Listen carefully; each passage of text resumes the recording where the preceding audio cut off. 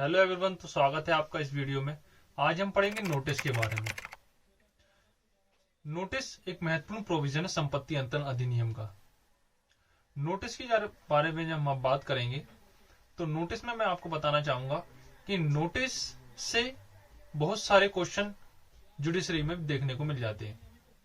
और नोटिस जानना इसलिए भी महत्वपूर्ण है क्योंकि यह संपत्ति अंतरण में काफी सारे प्रोविजनों से काफी सारे प्रोविजनों को समझने में इससे मदद मिलती है।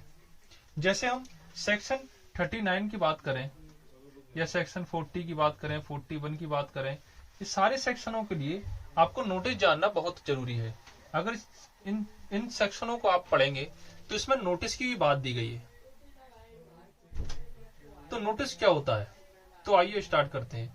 अगर मेरी वीडियो आपको पसंद आती है तो मेरी वीडियो को लाइक करते जाएं और शेयर करते जाएं और इस चैनल को सब्सक्राइब कर लें जिससे आने वाली वीडियो की जानकारी आपको मिल जाए। नोटिस का मतलब है जैसे किसी व्यक्ति को जानकारी होना। जैसे फॉर एग्जांपल हम इसको एग्जांपल से समझते हैं। एग्जांपल जैसे हम देखें कि मोहल्ले में जैसे मैंने एक पर्ची लगा दी अपने मकान के सामने कि यह मकान विक्रय हो चुका है या बिक चुका है, यानी इस तथ्य की जानकारी थी, नोटिस थी, आपको इस चीज की जानकारी थी कि यह इस मकान पर चार्ज ड्यू है, फिर भी आप इसको ले रहे हैं या अंतरण कर रहे हैं संपत्ति का, तो वह होता है नोटिस। यानी किसी प्रकार से सामने वाली पार्टी को जानकारी होना, उस तथ्य को जानना। नोटिस थी तो यानी इसका मतलब ये निकल के आता है कि नोटिस का मतलब ये होता है कि उस तथ्य की जानकारी होना। यह सूचना कब कहा जाएगा, तो सूचना यह तब कहा जाएगा, किसी व्यक्ति को सूचना यह तब कहा जाता है जब वह उस तथ्य को जान लेता है या उस तथ्य की जानकारी उसको है। जैसे हम इसको एक एग्जांपल से समझ लेते हैं। जैसे ए और बी, ए पति है बी का और बी पत्नी है ए की। अब ए क्या करता है, इस प्रॉपर्टी को बेच देता है। जो इस ए की संपत्ति थी, स्वतः स्वामित्व की जो भूमि थी, उसको ये बेच देता है। किसको बेच देता है? सी को बेच देता है। और जिसके लिए जैसे ए है, ए के लिए बी सूट फाइल करती है कि मैं हकदार हूं। जैसे आप इसकी संपत्ति अंतरण अधिनियम की धारा 39 में देखेंगे, उसमें बताया गया है कि जैसे कोई व्यक्ति हकदार है स्थावर संपत्ति पर कुछ पाने का, तो संपत्ति जो बी है वह इसकी ए की संपत्ति पर हकदार है भरण पोषण पाने की। तो भरण पोषण पाने का यह सूट दाखिल करती है या केस दाखिल करती है न्यायालय में। तो न्यायालय में केवल यही प्रूव करना कि इस व्यक्ति को, जिसने संपत्ति खरीदी है सी को, इस बात की जानकारी है कि बी जो कि इसकी पत्नी है हकदार है संपत्ति पर लेने की। तो न्यायालय में केवल यही प्रूव करना कि इस व्यक्ति को जानकारी थी, फिर भी इसने संपत्ति खरीदी सी ने ए की।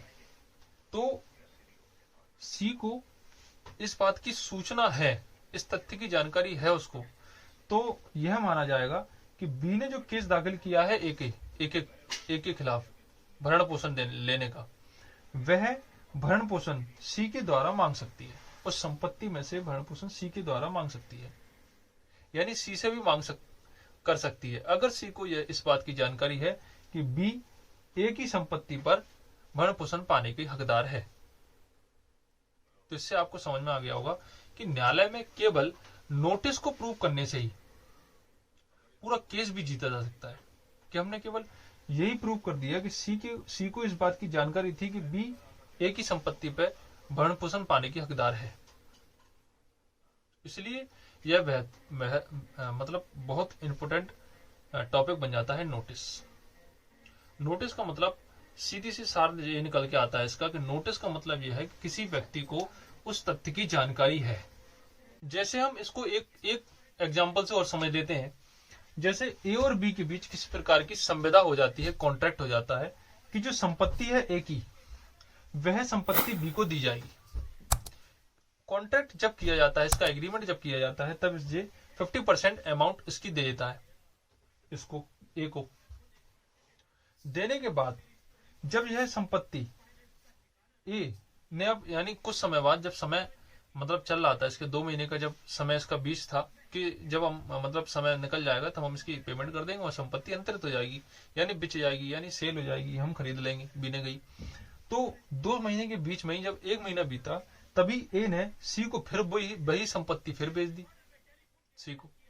तो इस स्थिति में क्या हुआ, सी को देखा जाएगा इस संपत्ति पर सी को इस तथ्य की जानकारी है कि संपत्ति बी को पहले बेची जा चुकी है, और फिर भी संपत्ति पर सी पैसे देकर ए से खरीद लेता है उसको।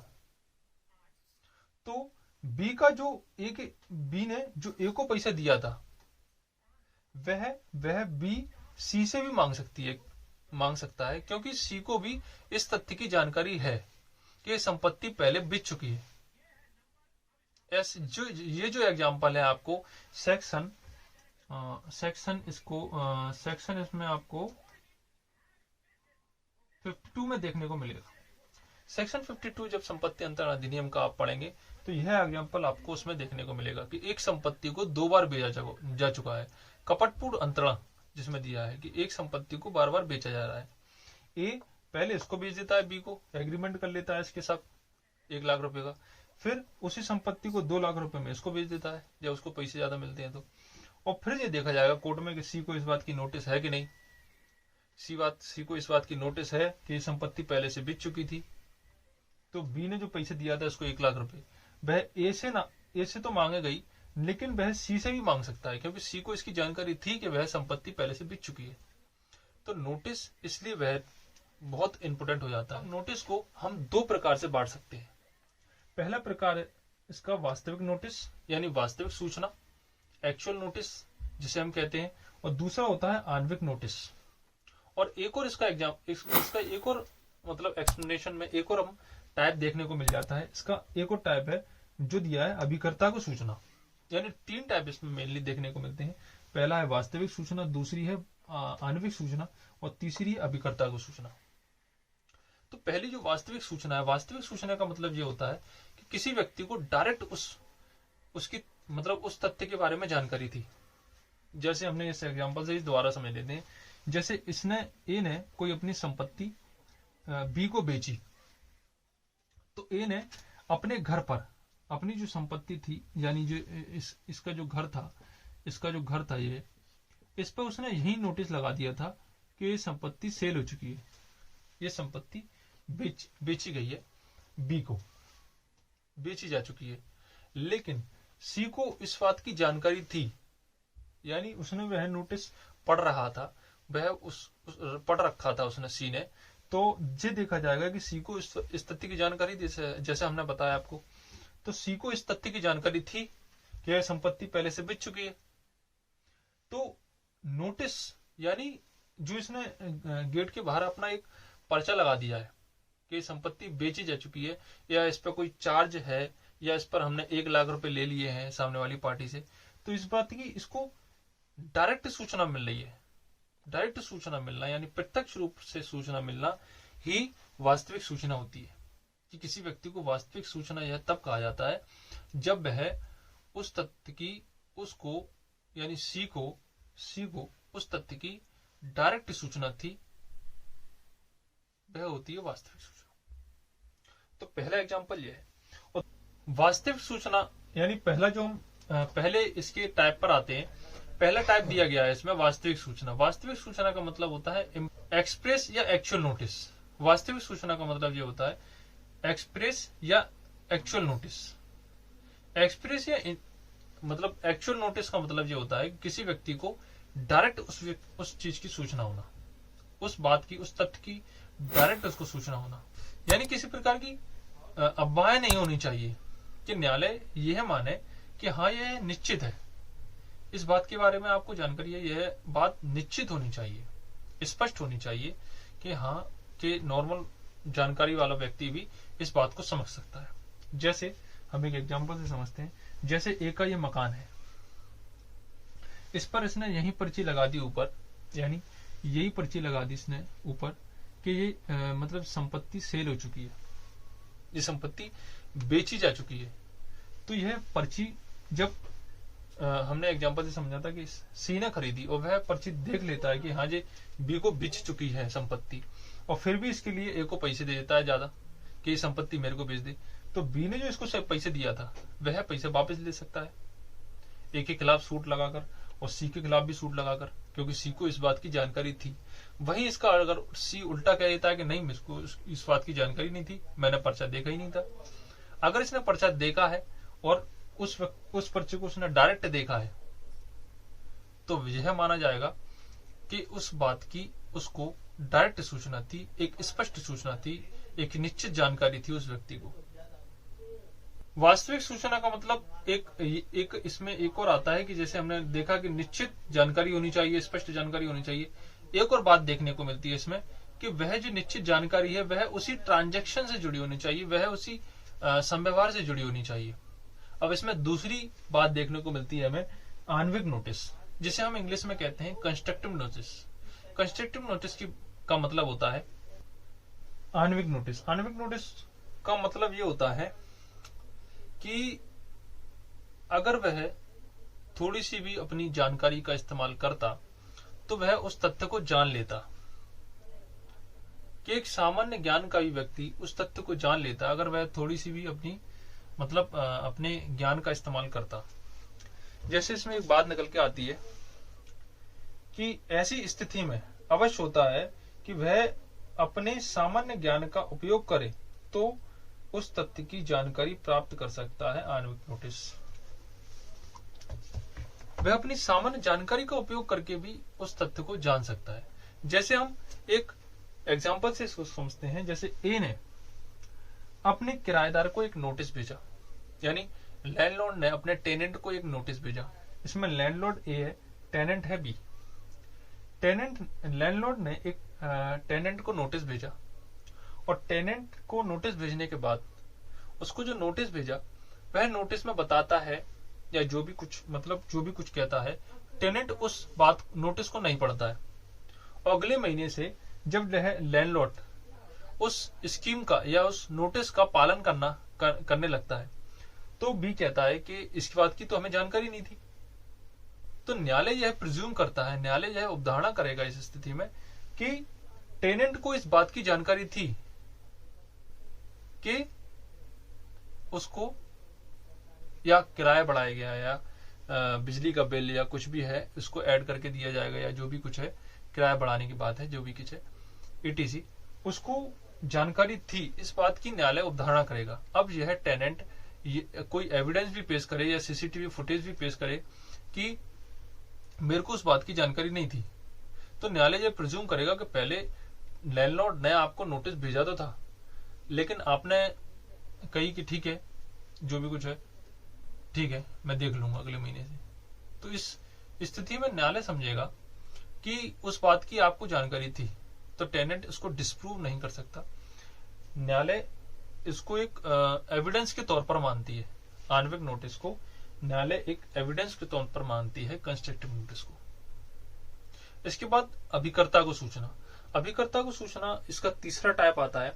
तीसरे टाइप में दिया गया है अभिकर्ता को सूचना का मतलब यह है कि अभिकर्ता को जो मालिक है या अभिकर्ता जिसके अधीन काम कर रहा है, तो अभिकर्ता को सूचना तब मानी जाएगी जब वह उस जो कार उसको दिया गया है वह उस कार को निर्वहन करते समय उसको किसी प्रकार का नोटिस दिया जाता है अभिकर्ता को, तो यह माना जाएगा कि अभिकर्ता को उस बात की सूचना थी।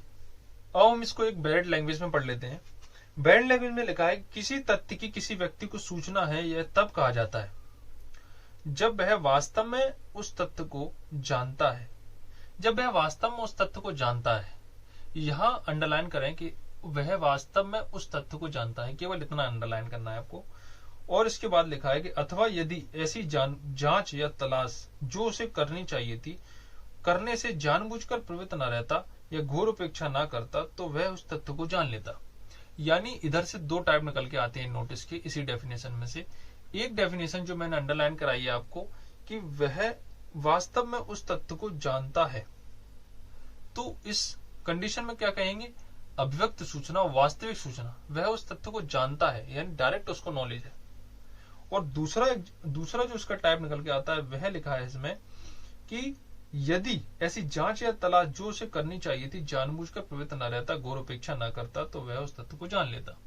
यानी एक सामान्य सूझबूझ वाला व्यक्ति भी उस तथ्य को जान लेता अगर वह किसी प्रकार से प्रवृत्त न रहता या गौर अपेक्षा न करता जानबूझकर।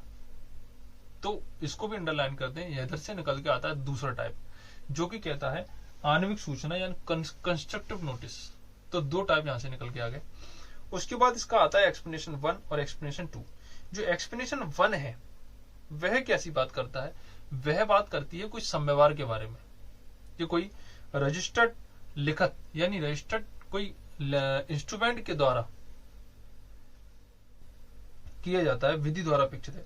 मतलब स्थावर संपत्ति का कोई ऐसा समव्यवहार रजिस्ट्रीकृत लिखत द्वारा किया जाना विधि द्वारा अपेक्षित है और वह रजिस्ट्रीकृत लिखत द्वारा किया गया है। तो ऐसा कोई स्थावर संपत्ति का ऐसा कोई समव्यवहार है जो कि रजिस्ट्रीकृत लिखत द्वारा किया जाता है। तो ऐसा समझा जाएगा उस परिस्थिति में जो बताता है एक्ट कि वहां ऐसा समझा जाएगा कि वैसे व्यक्ति को जो ऐसी संपत्ति को या ऐसी संपत्ति के किसी भाग या ऐसी संपत्ति में किसी अंश हित को अर्जित करता है, अंश या हित को अर्जित करता है, ऐसी लिखित की सूचना उस व्यक्ति को उस तारीख से है जिस तारीख को रजिस्ट्रीकृत हुआ है। तो मतलब उस संपत्ति के अंश या हित को अर्जित करता है। तो यह माना जाएगा कि जिस दिन वह रजिस्ट्रीकृत हुआ है वह उस तथ्य की उसको सूचना थी, उसी समय से माना जाएगा, उसी तारीख से माना जाएगा जिस तारीख को वह रजिस्ट्रीकृत हुआ था।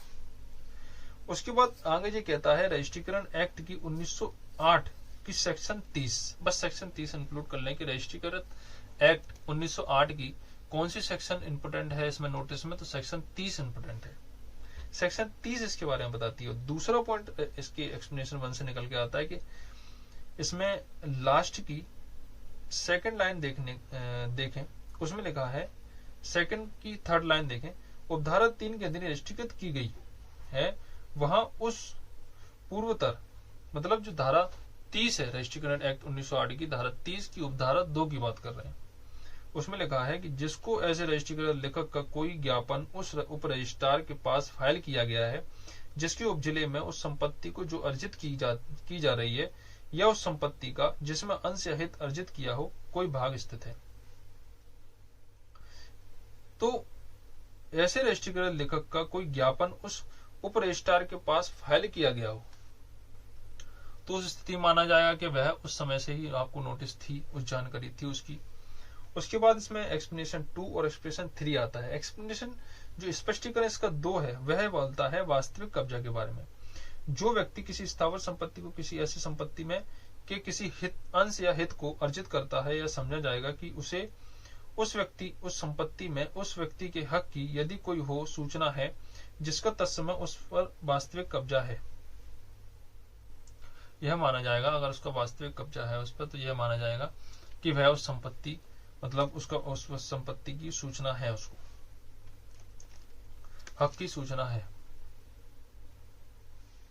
उसके बाद स्पष्टीकरण 3 निकल के आता है। वह कहता है कि यदि किसी व्यक्ति की अभिकर्ता को, यह अभिकर्ता की सूचना जो हमने तीसरा टाइप देखा गया था वो इधर से निकल के आता है कि यदि किसी व्यक्ति के अभिकर्ता को किसी तथ्य की उस कारोबार के अनुक्रम में जिसके लिए वह तथ्य तात्विक है उस व्यक्ति की ओर से कार्य करते हुए सूचना मिल जाती है तो यह समझा जाएगा कि उस तथ्य की सूचना उस व्यक्ति को थी। तो ये थी सूचना। अगर यह वीडियो आपको पसंद आती है तो इस वीडियो को लाइक करें और शेयर करें और मेरे चैनल को जाते जाते सब्सक्राइब करते जाएं और बेल आइकन को भी क्लिक करें जिससे आने वाली वीडियो की जानकारी आपको मिल जाए।